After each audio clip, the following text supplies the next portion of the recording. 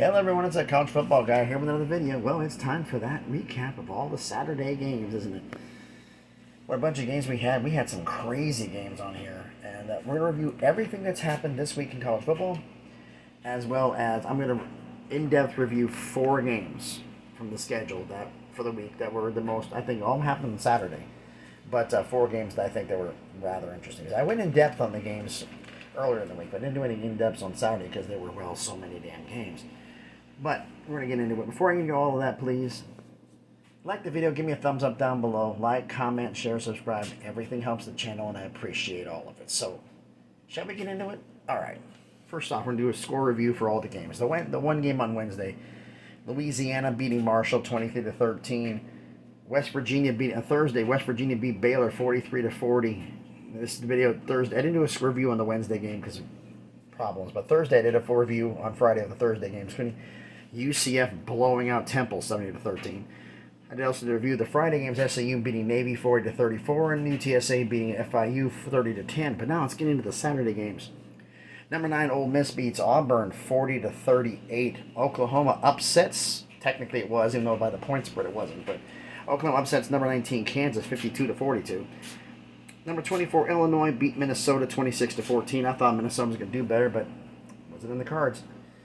Number 5 Michigan, well, was tied at half, with getting close to Penn State at the half, but then they put on the gas, and 41-17 they blow out Penn State. Number 18 Syracuse upsets number 15 NC State 24-9. Has NC State hit its ceiling and Syracuse is on the rise? We're going to find out in the next few weeks, aren't we? But let's get into the first of the 4 games on an in-depth review, and that's number 13 TCU upsetting number 8 Oklahoma State, even though TCU was favored at the sports books. They upset number 8 Oklahoma State 43-40 in 2 overtimes, so that's going to be a good review. Maryland, one of our subscribers' teams, beats Indiana 38-33. Number 1 Georgia absolutely destroyed Vanderbilt 55-0. No. And then the game of the day, which is one getting reviewed, hence the hat. Number 6 Tennessee upsets number 3 Alabama 52-49. The field right now in Neyland Stadium is trashed. They're getting the other goalposts in because they got ripped out of the ground. Yeah. Little thing about there is, after all the stuff going on here, and I just remember myself seeing that SEC sign saying it means more. Yeah, it does. Okay.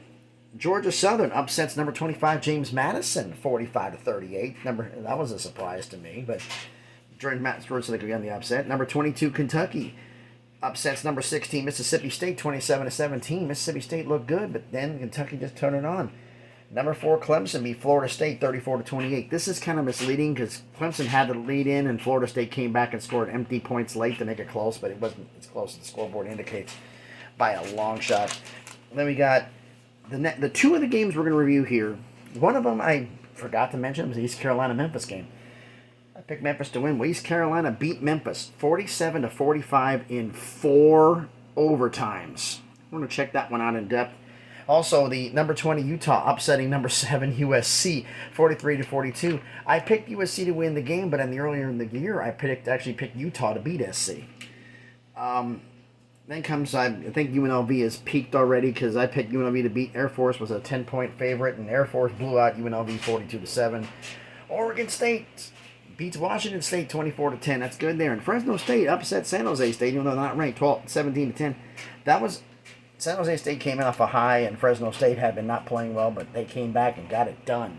So congratulations to Fresno State for getting that done. Now it's time to do the in-depths.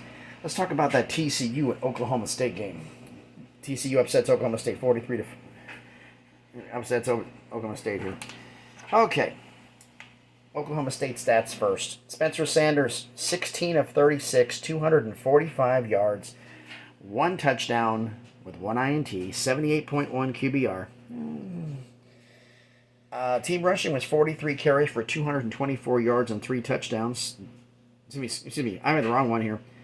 41 carries for 141 yards and 3 touchdowns. 41 carries, 141 yards, and 3 touchdowns for Oklahoma State. And Spencer Sanders had 11 carries, 68 yards, and 2 TDs, which means if you add that up, that means you've got 30 carries, 73 yards, and 1 touchdown. Not counting Spencer Sanders. Not good. The defense had 1 sack, no INTs, but they didn't have a fumble recovery, so they did do some fun there. TCU, the Max Dugan show. All right. 27 for 43, 286 yards, 2 touchdowns, no INTs, 81.8 QBR. He also had 11 carries for 57 yards and a touchdown. But the team was rushing 43 carries, 224 yards, 3 touchdowns. That's where I got the slip up here. Team defense, though, 2 sacks, 1 INT, and a fumble recovery. I mean, it was a game that went back and forth, but TCU pulled it out at the end, and that's a credit to them for beating Oklahoma State. I mean, dude, now the game I missed most of it, saw the scores on the way home, and I think I may have shortened my life watching the last fourth quarter of this game, as I got to see it. Tennessee upsets Alabama 52-49. Alabama. This wasn't Bryce Young's fault. Bryce Young, 35 of 52. When considering the AC joint, hey. 35-52, 455 yards. 2 touchdowns, 0 INTs at 89.4 QBR. That's pretty damn good. Team rushing was 31 carries for 114 yards and 3 touchdowns. And Jahmyr Gibbs had 24 carries for 103 yards. Yeah. 3 touchdowns.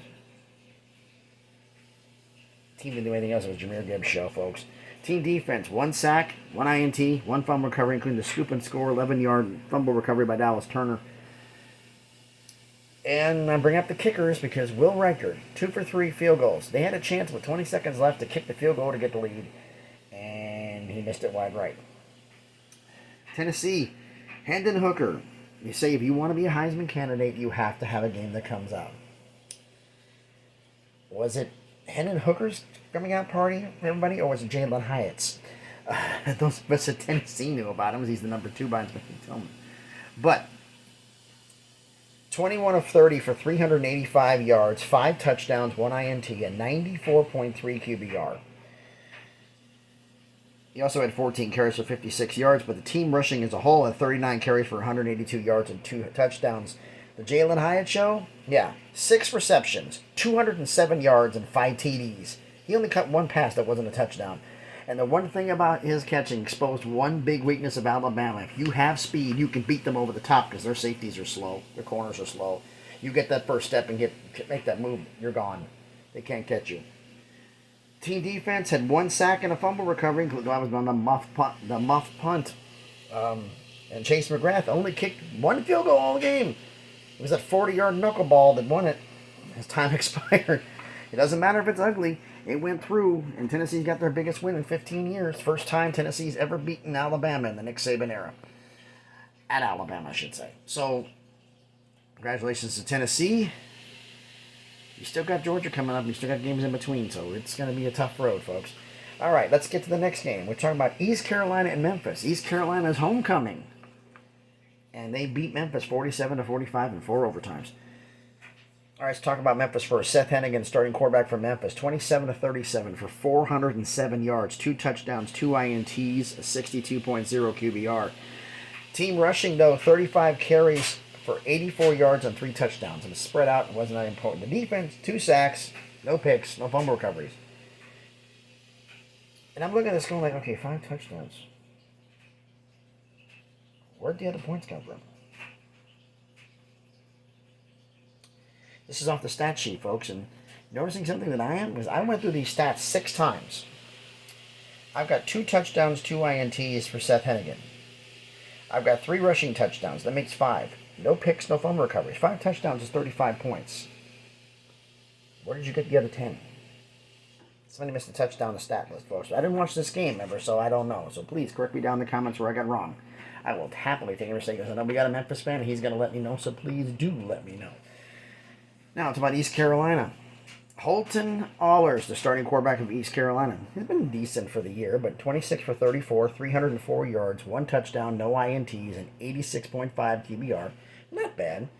Team rushing, hey, 42 carries for 169 yards and 4 touchdowns. And for that was Keaton Mitchell, 29 carries for 149 yards. 42 carries, 169 yards, 4 touchdowns. Keaton Mitchell caught 29 carries for 149 yards and 3 touchdowns, which means the rest of the team had 13 carries for 20 yards and a TD. Not good. The star of the game was Keaton Mitchell had his game, but C.J. Johnson, the receiver, really didn't make much of an impact. He didn't even catch a touchdown. He only had 4 catches for 46 yards, but he caught the game-winning 2-point conversion in the fourth overtime to get it done. Team defense, 4 sacks, 2 picks, including a Julius Wood 47-yard pick six, and no fumble recoveries. The defense for East Carolina showed up on homecoming. And the last game, remember, number 20 Utah beat USC 43-42. We're talking, all right, so go to SC. Caleb Williams had a good game. Folks, 25 of 42, 381 yards, 5 touchdowns, no INTs, 89.9 QBR. What can you ask of the man? Team rushing, though. This is interesting. 27 carries, 175 yards, 1 touchdown. How many rush the ball? Caleb Williams didn't bench. Team defense, no sacks, no picks, but a fumble recovery. Okay, you got a turnover. But Utah's offense was the Cam Rising show. Okay, he was 30 of 44 for 415 yards, 2 touchdowns, no INTs, a 92.5 QBR. He also ran for 11 carries, 60 yards, and 3 touchdowns, including rushing for the game-winning 2-point conversion with time left in the fourth quarter. Team rushing total was 32 carries for 138 yards and 4 touchdowns. If you add it up, let's see. 21 carries for 78 yards and 1 TD. That's the rest of the team. Defense, no interceptions, no fumble recoveries, but 4 sacks. They got to Caleb Williams and made him on his Sony packs because he was getting hurried all night long. So tell me, everybody, what you think. What game surprised you the most about the scheduling? And also, what do you think is going to change in the top 25? Well, remember, Clemson won. Ohio State won. Actually, Ohio State had a bye this week, I think. I don't remember seeing them on the schedule. Michigan won. Georgia won. Bama lost. I mean, there's not many top... Bama and Oklahoma State are the only 2 teams in the top 10 that lost. So, how's this going to look? How's my top 25 going to look? The AP Top 25 is going to come out in a few hours. I'll be doing the review on that on Monday. How crazy is this one going to be? It was the Tennessee fans. We're going to be number 1. You might hit number 5. You were 6. You might climb to 5. That might be as high as you go. Unless they want to punish Clemson for looking bad against Florida State or punish Michigan. Michigan blew out. Ohio State didn't play. We'll see what happens. But anyway, tell me what you think down in the comments down below. As always, as I said before, like, comment, share, subscribe. Everything helps the channel. Thanks, everybody. I hope everybody has a great Sunday. Everybody watch some NFL games, and we hope my Bills do some damage. We'll see. It's going to be a great game. Thanks, everybody, for watching. And as always, please be good to each other.